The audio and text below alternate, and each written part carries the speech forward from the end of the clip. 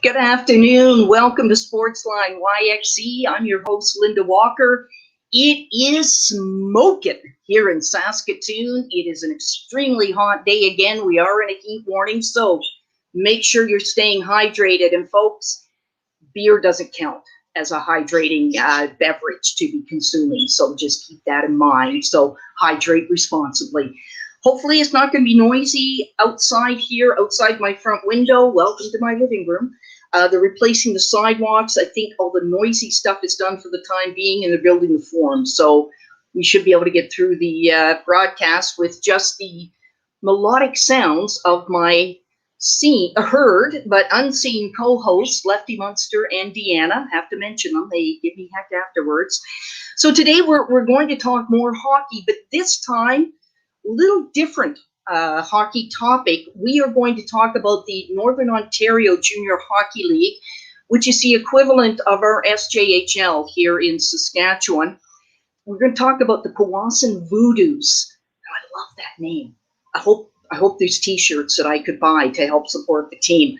Anyway, we're going to talk to the general manager of the Voodoos, also the VP of Hockey Operations, Chris Dawson. Now, Chris, in 2014, actually spent 3 months as an Eastern Scout for the Humboldt Broncos. So there is a Saskatchewan tie. I like to say Powassan Voodoos. That's the other reason he's on the show. And the team colors are green. Can it get any better for us here in Saskatchewan with the Riders colors, the University of Saskatchewan Husky colors all being green? Chris, welcome to the family. Thank you very much. Thank you very much. How are things in North Bay right now? You know what? It's scorching too. I've got some water here to hydrate the temple as well. So everything's good. I think we're starting to get. Looks like the forecast is going to be really hot here for the weekend. As we, I think we're starting to get some of your toasty weather in the coming days. So we are big on sharing in Saskatchewan. Hot, frigidly cold. We are all happy to share that, and hey, we might even share some great Western products as well if we're able to. But getting through Manitoba right now is next to impossible. So we'll have to wait to share those with you, Chris. Let's talk about the past hockey season for you guys in the NOJHL. Pretty tough year for anybody trying to run a hockey team with COVID. Ontario particularly hard hit, along with Quebec and now as we see in Manitoba. But you talk about what things were like for you folks going through this past hockey season. Well, you know what? It was, Linda, it was really complicated because I believe, and pardon my ignorance if this isn't the situation, but in Ontario, we're different than out west in the fact that we have 34 unique health unit regions, and every single one of them could particularly at one time or another, based on the case numbers, could have a different perspective on sports or opening, and in our case our area was kind of bordering southern Ontario, so a lot of the talk, and I mean we hear it nationally and provincially, is about trying to stop people from traveling. And part of that process from our health unit's perspective was they wanted limited people from traveling to our area. So if all of a sudden the North Bay area was wide open and you could go shopping and everything, then all of a sudden people from Toronto who were in a gray zone or a lockdown zone would be driving up to North Bay. So because of that, we were very restricted, and we kept a very restricted version, sadly, for sports. So we really never got even allowed to have more than 25 people in our home Powassan rink, which is about 25 kilometers south of North Bay and probably about a 2 hours and 45-minute drive north of Toronto. So we ended up kind of just basically training up until a few weeks before Christmas, and then after Christmas, stuff started to get really nasty up here. We were one of the first places in Canada to get the British variant in an apartment complex, and it was on national news. And when that happened in January, that pretty much spelled the end. All the rinks in pretty much all the province were shut down in in Ontario, and especially in our area. So yeah, we haven't had a rink open since I guess November of 2020. So it's been a while. So having to be creative, and kids working out in their in the garage, training out on the pond or on the outdoor rink. That's what we were doing. But that was specifically like that. We were one of the worst. And there's a shot right there of my son training with former NHLer Darren Turcotte at his outdoor rink in March. But that was the strange thing about the different health units, in that some of the other areas were able to have went back in November when we could only train. Other rinks had fans, and other rinks had games. The weird part in Ontario was we couldn't play with body contact. So the only body contact you would see in any hockey in Ontario was if you were watching a Senators or a Leafs game, because junior hockey, minor hockey, zero, none of it. You could play with body contact, which, even we have an OHL draft coming up. So it was very, very odd for the young players playing the game. There were no face-offs for the minor hockey kids, and no body contact for junior. So it was a very, very odd year. And you had, I think some of the teams were similar in the WHL, and talking to Ian, where you had a couple teams were playing each other in a bubble. It was kind of that kind of a format, and teams that were in the same health unit were able to play each other. But we were also in a double whammy. We didn't have a team in our health unit. We're the only team in our health unit. So we had no one to play, and we never got permission to play hockey teams outside our health unit. So it was very complicated, very overwhelming, but you know what? We tried to make the best of it. How did you work with your players? I had a chance to talk to Dave Adolph, who's now the retired coach from the University of Saskatchewan Husky team, and even with Lisa Tomaitis, the Husky women's coach basketball here. She's also, of course, as you would know, Chris, the national team coach as well, and sort of, chatting about, and Mitch Love from the Blades. But when I asked them the same things, like, how do you keep your players upbeat in these situations? And, because with the WHL, for the Blades, it was like, okay, we're going to start in October. Well, no, now we're going to start in December. Geez, maybe we can get going in February. Well, now we're going to do bubble. We're going to do a bubble for the East Division, and everybody's going to Regina. And there was some travel allowed for the Calgary teams, and then BC and the three teams in the United States. But they wound up with COVID problems in those other areas. And, the bubble seemed to work the best. So, yeah, it was just a complete mishmash. But, they were all saying the same thing, just try and get the players on, the Zoom conference calls and chat, and just, okay, who's having a tough day today? And let's, what do you need? But that kind of wears thin as well for the players, when you're so separated from what you're used to as supports, and your team is your family. The Voodoos are your family, as well as you were also the sports editor for Bay Today, the newspaper in North Bay. So you've got your reporting family as well, and so it's really hard when all of a sudden what's normal becomes abnormal in a sense because of COVID restrictions. Yeah, absolutely. I mean, for us connecting with the players, I find that that connecting one-on-one and doing Zoom calls is probably a more effective way one-on-one than doing a call with 25 or 30 kids.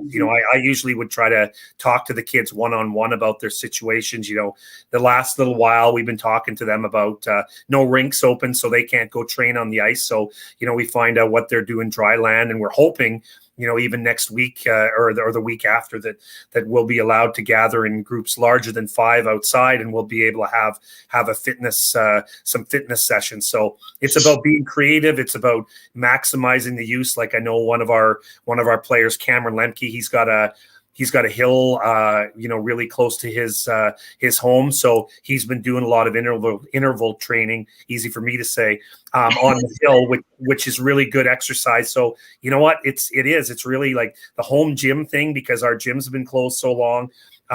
Kids have to find out ways to do it. And, we obviously the outdoor rinks in the winter months, everybody was trying to be creative and do some work on their individual skills. And, maybe in the long run, a lot of Ontario kids will be a little bit better up their skills because they weren't playing games and they were doing, a lot of skills things on the pond and on their outdoor rink than they would have done in a regular hockey season. But regardless, it was really, really tough.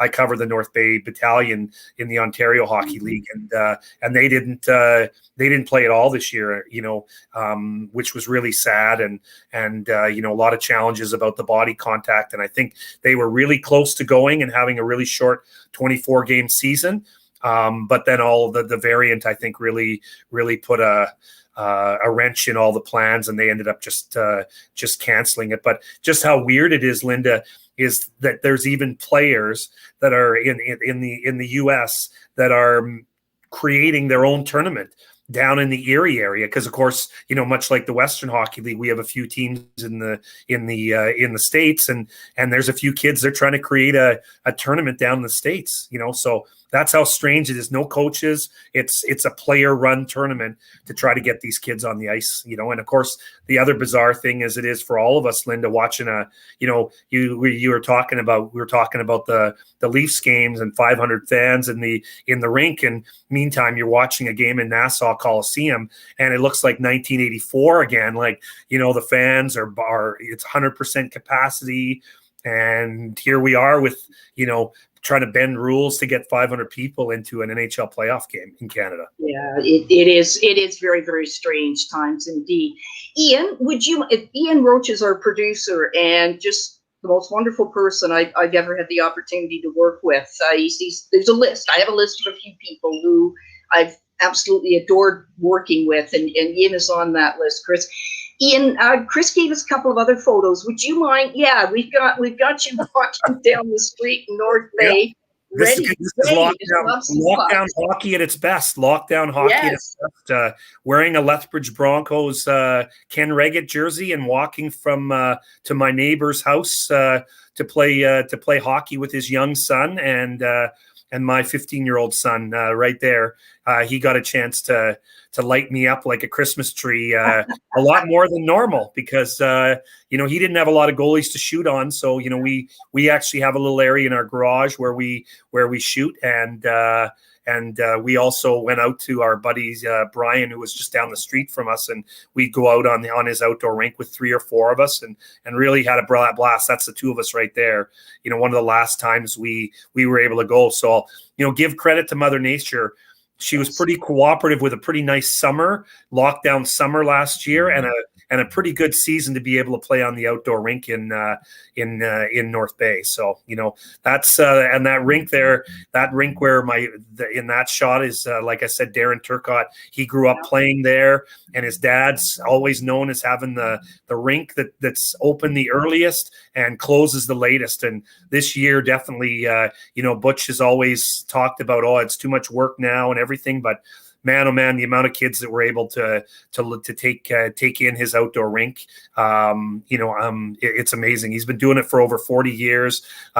People out your way, Darian Hatcher played with Darren on that outdoor rink, and I think Todd Ellick is another guy who played in the NHL that played on that rink. So it's a hallowed ground. I think that it's a heritage site to me in North Bay. But anyways, that's what we had to do out here to play hockey, is get on the outdoor rinks. And you mentioned creativity. I'll let you tell this story, Chris. This is Kenny Appleby with Jake Gravel, who played with the Hamilton Bulldogs. He was 20 years old, and Jake never got a chance to play a game, for the Bulldogs this season, which was his overage year. And he's going to the University of Western Ontario this fall and hoping to play.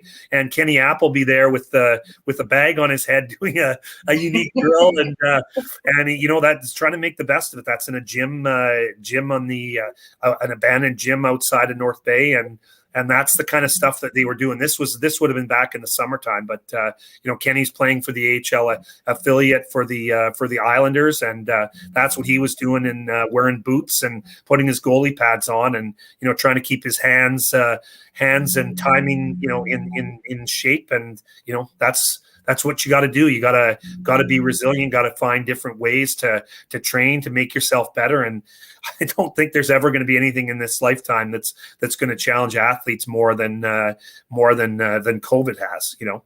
Yeah, it's certainly given us a whole new perspective on what's important, what's not, and as you say, the creativity. But you have another player who has just signed, Dylan Dagostino, going to the Nipissing Lakers in the Ontario University Association Hockey League and youth sports hockey, and tremendous accomplishment. Obviously, a good student. Obviously, a good hockey player. He played with the Hamilton Bulldogs for a little bit. He's kind of played with 3 or 4 teams before coming to hang out with you guys. Well, Dylan, actually, funny that we show the neighborhood pictures of me playing goal, because my first experience with Dylan was I was with a team called the North Bay Junior Trappers before the OHL was here back in 2012, and Dylan won a ball hockey game, which was a fundraiser for a charity. We gave away a free ball hockey game, and a few of the Junior Trapper players and myself, I played goal, and we had a hockey. We had a hockey game, and Dylan ended up coming in, and I'm like, man, this 12-year-old is making me look silly.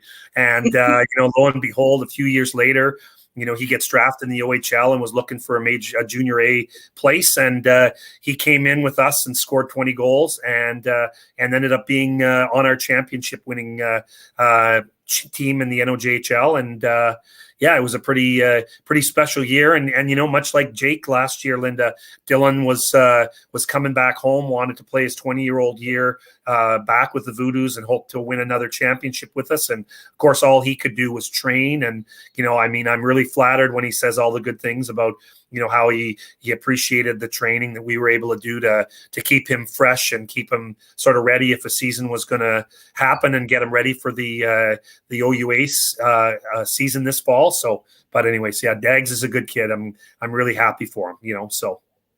And that's the great thing. And one of the reasons I so like the SJHL, besides the quality of play, there's some excellent hockey players there. Nobody should ever think that they are not good hockey players just because they're not playing major junior with teams like the Blades or Regina Pats, whichever team, Chris. And, and what I like is for leagues like that and the NOJHL is that they can be stepping stones for these players to have a chance to play hockey, but also further their education. There's been a lot of guys that have gone down to the United States to continue playing hockey, and now we're seeing where teams in the youth sports are taking advantage and taking a look at these guys and bringing them in, as well as guys taking advantage of those WHL scholarships and, playing university hockey as well. And I have to admit, I think that's great when we can encourage players that to get an education, think about, are you really going to make the NHL? Only so many guys can make the NHL. Yes, you may get a chance to play in Europe, but let's all be realistic, and the more education you have, the better off you're going to be in the long run. So I love these leagues for that combination. Absolutely. We've got 2 players that sadly didn't play in NCAA, and one of them's an Ivy Leaguer, and that's Nate McDonald. He was on, and he played with Dylan back in our championship year, and he was going into his. He's in his senior year, but he's actually gets an extra year of eligibility because Cornell never played.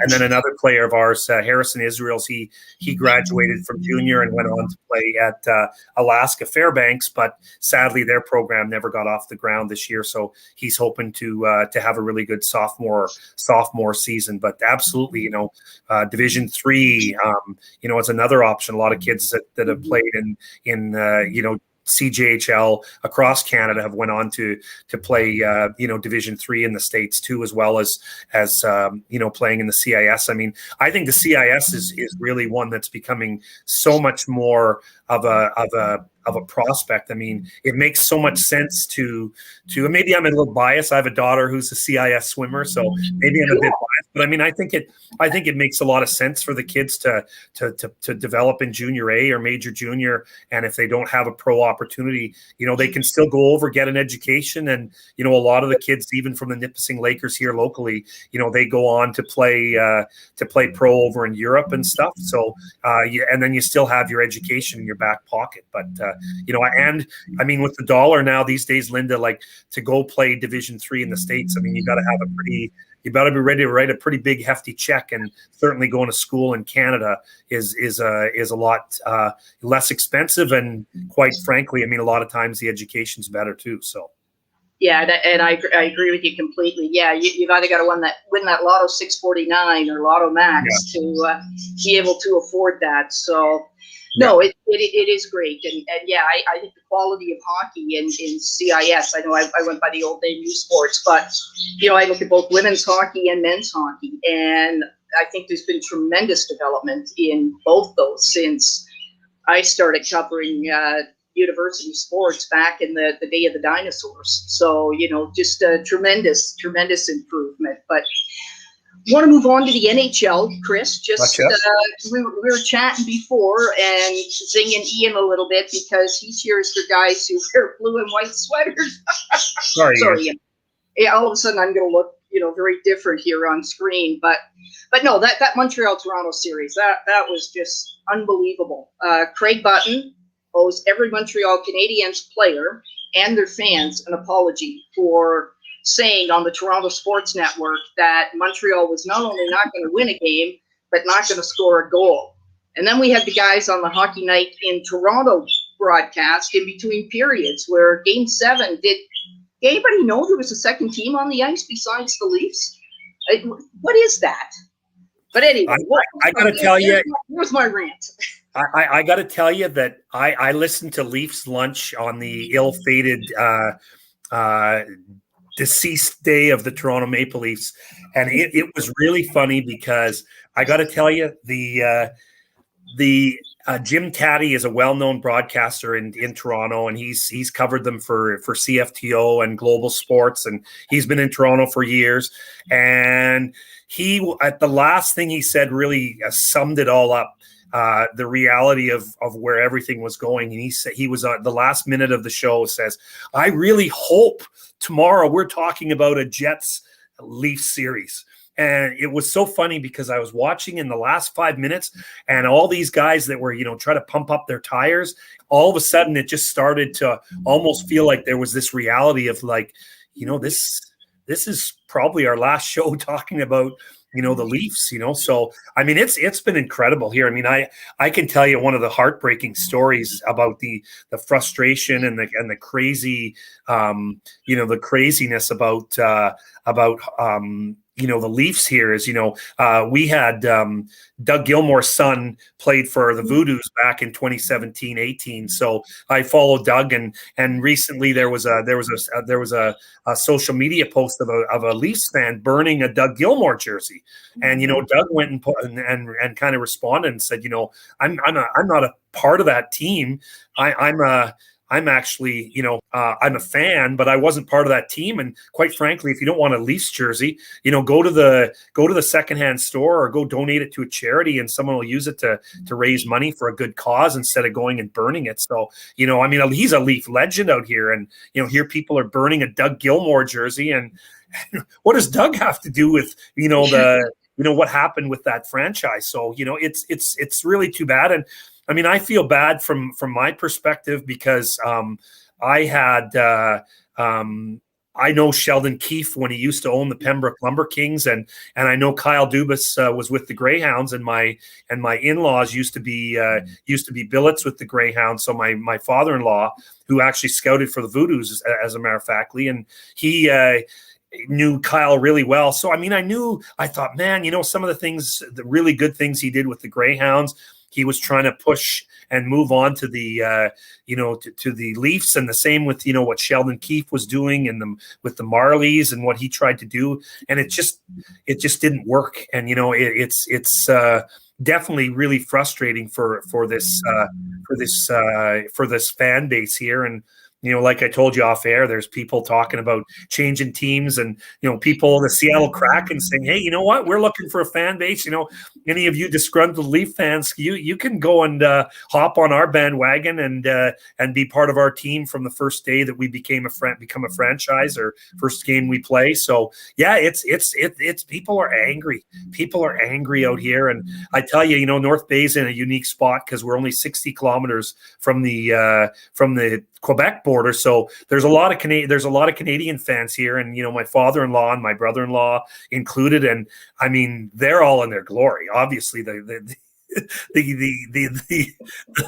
Habs fans are just loving it out here now, and it's just nuts, but I mean, it is funny living out here. Like I watched a little bit of Leafs lunch before I got on with you today, Linda, and it was really like there was some TSN gold, some Western Canadian TSN gold by TSN Sarah Oleski.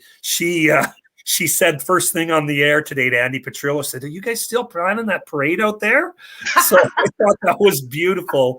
I like Sarah. She's excellent. Sarah's a great talent. I know Joey Slattery's the CTV sports director in Winnipeg, and he used to work in North Bay, and we're really good friends. And we were chattering back and forth about that last night. But I mean, it's you know what, when you go see them getting on a winning streak, and Jack Campbell goes on the 11 games breaking the streak, like there was no way the Leafs were losing to anybody, so it's just really, I mean, I think people are still numb out here because of it, for sure. Well, and I mean, Montreal lost 4-0 to give the Leafs that 3-1 lead. I mean, they were absolutely deplorable. It went the way they played in that game, and Carey Price had no help at all. I think it was 2 goals that Jeff Petrie deflected behind him. It's like, like you're supposed to be helping the guy. You're wearing a Montreal sweater, and instead he's doing a great job on how to deflect the puck. And I feel I love him a lot as a D-man.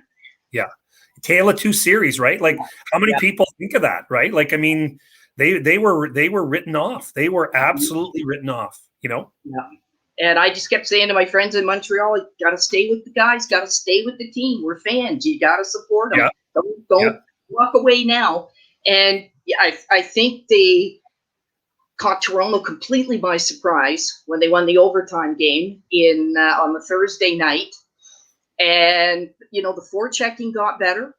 The protection around Price got better. Price was Price. And when Price is Price, I think you could shoot a BB out of a cannon at the guy and he would stop it. Yeah. I mean, he is amazing when he gets that mindset going, and you can see it in his eyes that the heck with you guys, no more goals by Maple Leafs. And he's special. He is a special player. Absolutely. And that's just, he's great in the playoffs. So, yeah, and you could see it last night, even, coming in game 1. And I thought they did a really good job of taking advantage of Winnipeg having some rest. And they kept the forechecking up the way they played against the Leafs. And again, Price was Price. And I'm not going to take anything away from Connor Hellebuck, because I think Connor Hellebuck is a tremendous goalie as well. And I would love to see him win another Vezina, in all honesty, because he has been exactly what Winnipeg needed when they were looking for somebody who could be in net for them, because they were really struggling in that area for a few years. Yeah, Carey Price has this sense of calm about him, and I mean that calmness is something that was definitely, whether you talk about a forward or a goalie or a defenseman, but that calmness was something that the Leafs did not have in those last few games. And I think what happens, like at the end of the series, and you saw the pictures of Mitch Marner, and I've seen Mitch Marner. We've played against him as a minor midget. He played against us when we were with the junior Trappers. So I followed him, before he was drafted in the first round by the London Knights, and now being a superstar. But he was rattled. He was completely rattled. He had no confidence, and they've got all these old guys, the grizzled vets that were brought in to try to kind of right the ship here and start winning series and win a Stanley Cup. But like some of these old guys have to take the responsibility to say, you know what, we got to find a way to calm down Mitch Marner. We got to find a way to say to Austin Matthews, just keep shooting the puck, just keep doing what you're doing. Don't wait like Mitch, and give credit to the Leafs for the Canadians for taking away the shooting lanes, because they do a great job of it. But Mitch Marner just kept holding on to the puck, holding on.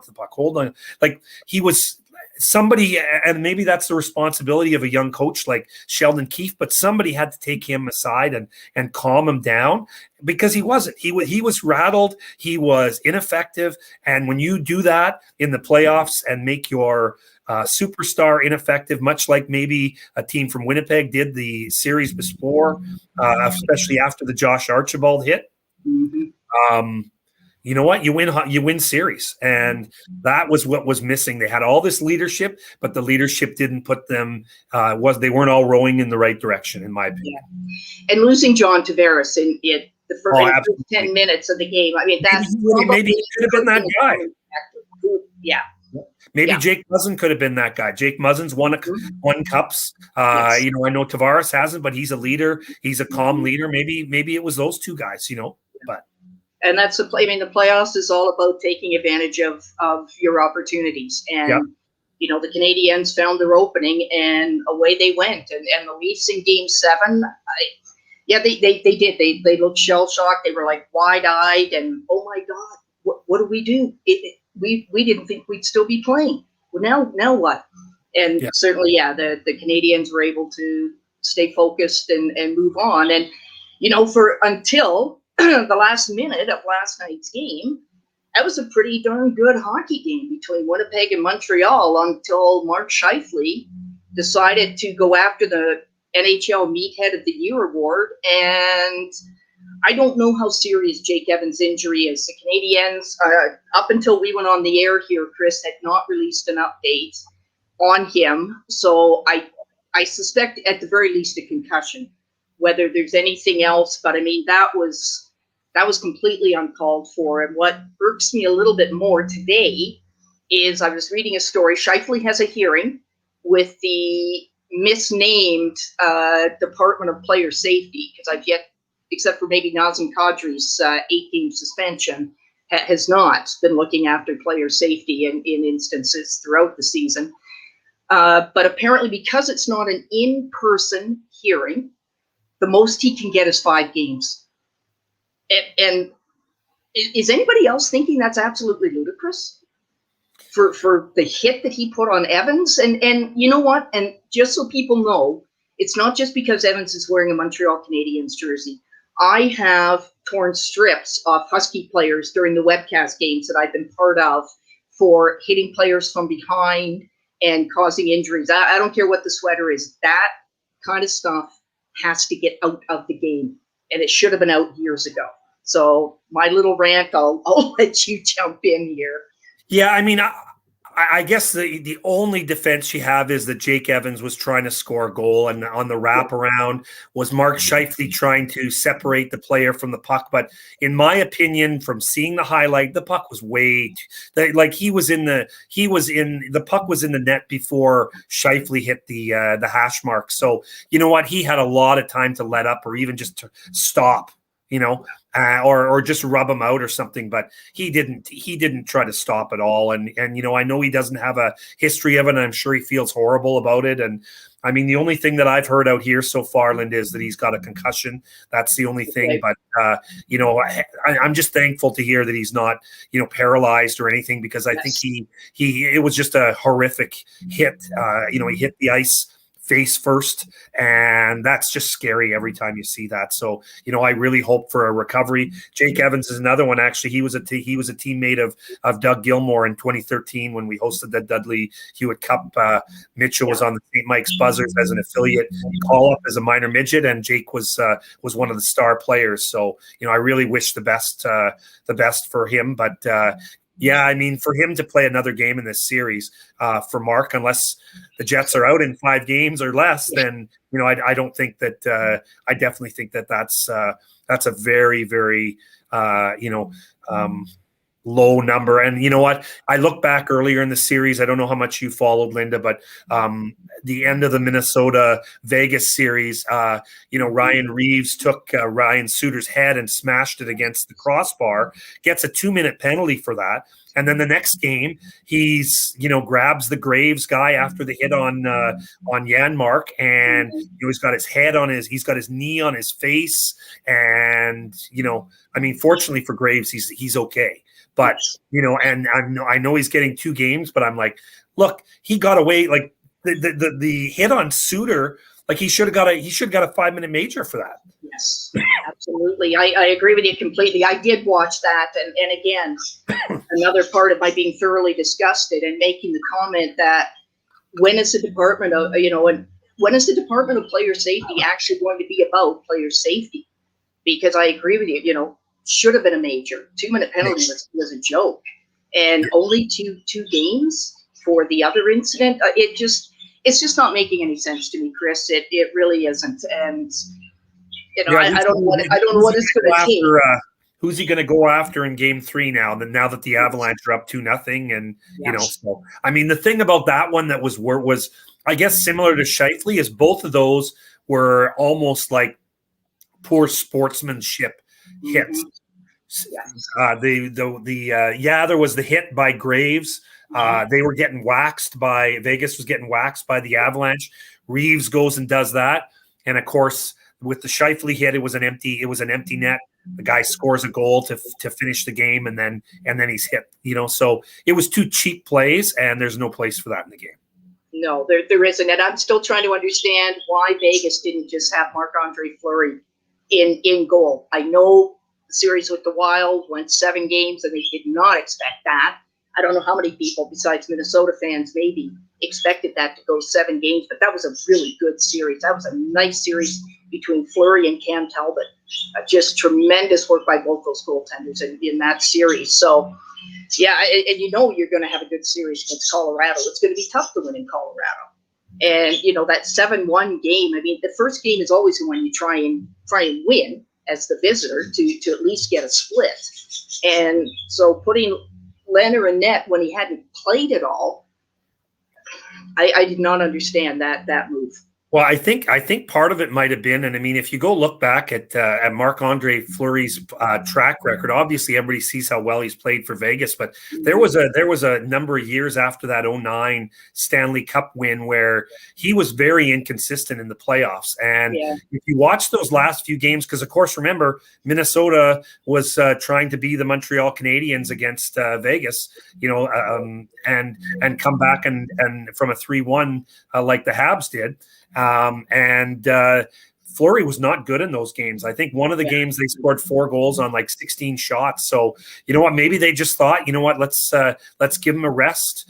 He wasn't sharp at the end of that series. He didn't win Game 7. That Game 7 win over in Game 7 with Vegas. That was Fleury didn't win that game. He barely had any work. So maybe they just thought that they needed to give Leonard a chance because they thought they need 2 goaltenders to be successful this way. So because he wasn't the goalie of record when they were in their run last year, getting to the Western Conference Final when they lost in 5 games to Dallas. So. No, you raised some excellent points, Chris. Absolutely, and you're right. He didn't see a lot of work in Game 7. The offense finally figured out how to start beating Cam Talbot and how to start, getting around the Minnesota defensemen and forwards to set up some really, really good goals. So we'll see what happens. Now you got to go back to Vegas, and Vegas is not an easy place to play in as well. And it's going to be extra hoopla going on in that Vegas arena when those games get going. I don't know how many bands they can fit in the arena and all, whatever else, but it'll be quite the spectacle to watch. Yeah, go ahead.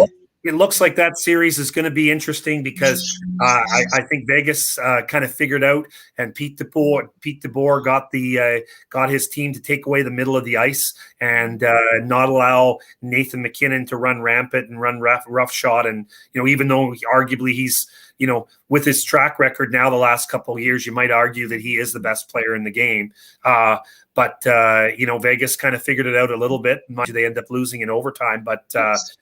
He's a special player, and I think that you go look at what is it now, 17 of the top 18 players in the league, highest paid players, are all golfing right now. It's kind of funny to see all these average paid guys are the ones that are really coming through for their teams.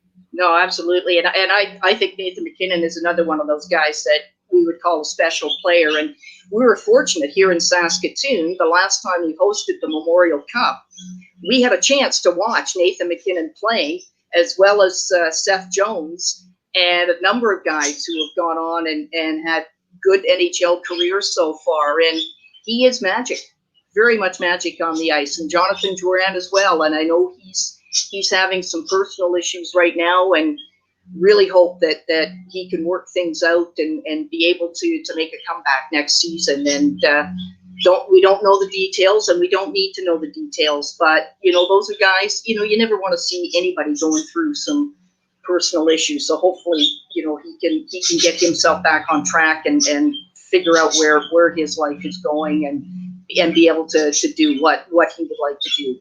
So Boston, Carolina. Boston, rather, the New York Islanders. And after the Islanders took care of the Penguins, and I say never underestimate a Barry Trotz coach team. And they showed that in the second game against Boston. My youngest brother, a couple of days ago, was joking with me that, by the time we finished our series with the Leafs, and if we moved on and started the Winnipeg series, that Boston might be up 3-0 on the Islanders. Well, no, it's 1-1 now, and Carolina certainly looking a lot better in game 2 in taking care of Boston. Was it 4-3? I think it was. And so now we go to the island to see what happens in games 3 and 4. Yeah, I mean that's another exciting series. Obviously, Boston, one of the highest scoring teams. But you go look and talk about the Islanders. It's just a team about resilience. It seems like you just never can get that second goal, because you get a goal to make it 1-0 in the next 10 minutes. The Islanders somehow, usually through a turnover, will use their speed and get a transition goal, and they just never went away. And it's the same thing with when they played in the Pittsburgh series. Pittsburgh, would even get a couple bad goals or, on either at Varlamov or Sorokin, and then all of a sudden, they get two quick goals. Like, they just would never go away. And I mean, I know that Boston is a formidable opponent, but this should be a real interesting series. I still think Boston has what it takes and just has a little bit more experience, and I think they'll probably end up taking this in 6 games. So I was just going to say that, and Varlamov, a bit of a surprise for the Islanders, coming in and playing so well in that second game. His playoff history has not been superb at times, and so it makes an interesting decision for game 3. Do you stay with him, or a lot of things.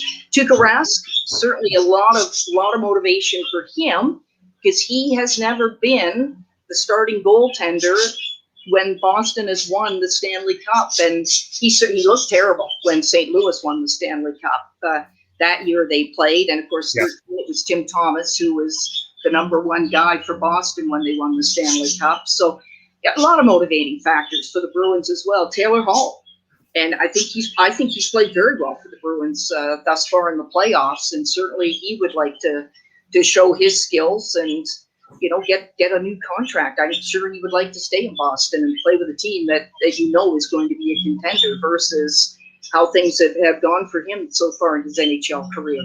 Yeah, and David Pastrnak has just stepped up his game. He had a real slow end to the regular season, but he has really, started to tear it up. I mean, I think he got a hat trick in the deciding game in their last series. So definitely that line. And when you talk about Taylor Hall, all of a sudden you have two really dynamic lines that the Islanders defense has to contain, not just the past Marchand Bergeron line. So that's why I think they just have a little bit too much for the Islanders, even though the Islanders are resilient and they'll win at least a couple games. But I think the Bruins will pull it out in the end. Yeah, and I agree with you. I do think there is a lot more experience on the Bruins that will pay off for them in the end. Tampa Bay hosting Carolina for the first two games, and I have to say I'm not surprised that they're up 2-0 over Carolina. The Lightning very, very strong at home, and I think overall I think they are truly the better team. Carolina did well in the first round to advance, pulling off a bit of a surprise, and I'm not sure that this one is going to go past 5 games. What are your thoughts on that, Chris? Well, you know what? Carolina looked so good, and I saw them play, quite a bit. They were on Sportsnet, and I saw them play a lot of games this year in the regular season, and their big, heavy defense. And then Nedeljkovic kind of came out of the woodwork and kind of took over as the starting goalie. But I just think that there's something special about Andrei Vasilevskiy. And you know what? Those first 2 games, even when Carolina was really starting to take it to the Lightning, he just found a way to come up with the save. And again, it's like the Carey Price phenomenon is, I think he just puts a calm in front of, Hedman and all these guys have this sense of calm that they know this guy's back there for them. And I think, on top of that, the fact that the Lightning went through that bizarre year and won the Cup, I think that they just have that another level of confidence that really no one else has in the league. And they got such an incredible push at the end by the Panthers, even, who are another, like, remember, you're talking about 2 teams they're playing that are 2 of the top 5 teams in all of the NHL in terms of the standings, and the Lightning had to play them all the time because they were in their division. So I think there's a real good advantage for the Lightning having to go through those 2 teams, as long as they don't, end up getting, a massive amount of injuries. But I just think that Kucherov is next level. And one of the things Carolina never had to do all year is play against Kucherov. And all of a sudden in the playoffs, you bring back arguably, one of the top 3 players in the NHL on top of a Stanley Cup champion team. I mean, it's like an amazing, late trade acquisition, right? And this guy fits right in, and he took off right where he left off at the Stanley Cup final after his injury. And he's just phenomenal, and their power play is unbelievable. And I just don't know. I mean, I would say, I hope I'm not jumping the gun with the question, but I mean, everything to me leads me to believe that we're going to see a Colorado Tampa final. And I think that is going to be some of the best Stanley Cup final hockey that you're ever going to have seen in, maybe in this decade, if not decade, this century.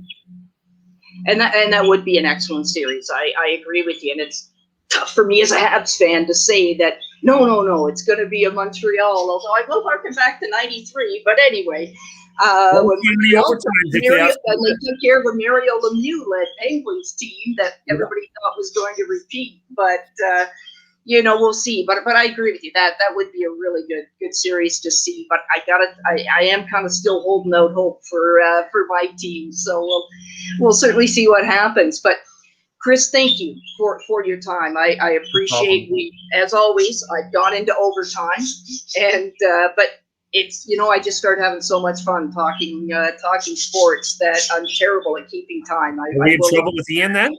Are we in trouble with Ian? Sorry. Are we in trouble with Ian? Ian's pretty easy going. I don't think he had anything else to do this afternoon. So, but given the Expos jersey behind you, I am looking at doing an Expos broadcast in the future. I'm hoping I can get my friend and author Danny Gallagher to come on and talk about some of his books on the Expos, Awesome. And a couple of other guys. One of our sports writers in Regina, Rob Vanstone, is a big Expos fan as well. So awesome. we'll put a team together and come on and talk Expos. Oh, absolutely. My dad saw Jackie Robinson play with the Montreal Royals when he grew up in Montreal. So I've always loved the Expos. That is fantastic. That is excellent. So we'll be looking at you to come on again in the future. Thank you so much for coming on. And hey, by the way, are there Voodoo T-shirts that we can buy here? Yes, absolutely. We'll get one sent out to you, Linda, and maybe we'll even find one for young Ian. All right, we'll see what we can do. I want to thank everyone for staying with us today to talk hockey and anything else that came to mind. That's kind of what the show's all about. We're just here to have some fun and talk sports. So thanks everyone for joining. And next week, you've heard me talk about him, Johnny Gatorade Fraser. He is going to be here next week, and we're going to talk some more NHL stuff because that's what we're all talking about right now, except I am still talking about my Milwaukee Bucks in the NBA, and they should be more than undergoing their series with the Brooklyn Nets by the time we get together next week. So I will have my Giannis Antetokounmpo bobblehead with me, and we'll talk all kinds of crazy things. So wash your hands, still social distance. If you haven't gotten a vaccination yet, what the heck are you thinking? Get out there, suck it up, sunshine, get that needle in your arm. Let's get going here.